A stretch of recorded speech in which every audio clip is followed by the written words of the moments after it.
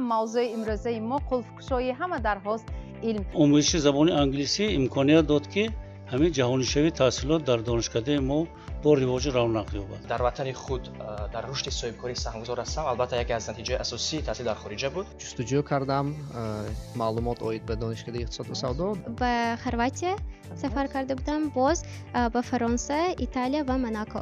در دولت بلغاریا با طریق برنامه سفر کردم در طول 3 ماه.